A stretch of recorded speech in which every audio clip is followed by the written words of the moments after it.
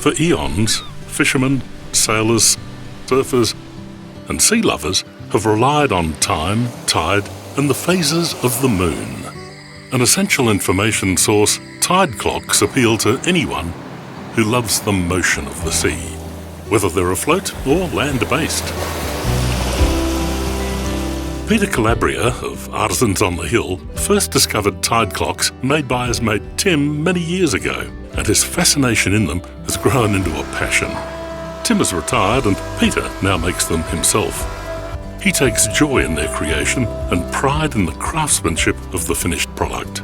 He starts with rough-sawn plantation-grown mahogany, sourced from ecologically sustainable forests in Southeast Asia, where the industry provides a welcome income for the locals. Let's join Peter in the production process. The first run over the jointer creates a flat side and a straight edge, after which the timber is passed through a thicknesser multiple times. By moulding the double tongue and groove joints for the corners of the frame, he's providing a very strong and stable platform for the clock. The ends are trimmed for the next stage, gluing and clamping to form a square frame. After which, the centre square of the frame is machined to a circle. The size and position of this circle is critical to the rest of the process. The outer circumference of the clock base is marked out and cut slightly oversize on the bandsaw, ready for turning. Sharp tools are vital to all timber work. The rough-cut bases are mounted on the lathe.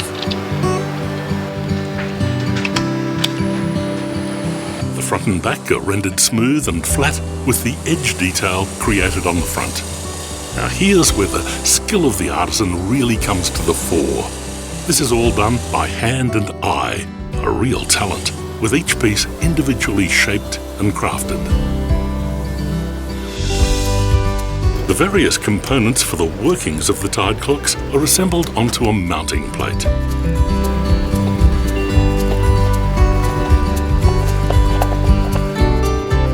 Wherever possible, these components are made or sourced in Australia.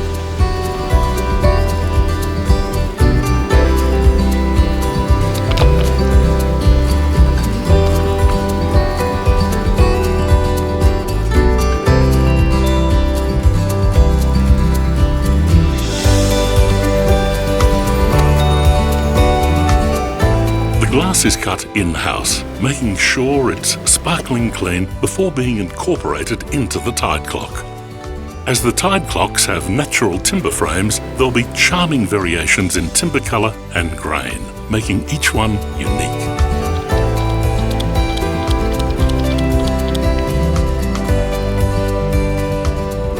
Not only are the tide clocks functional, they're also a decorative item and often become an interesting conversation starter. Whether you prefer to walk on wet sand or dry sand, need to determine if it'll be best to fish on the open water or in closed waters, sail out to sea or in the harbour, go for an early surf or not.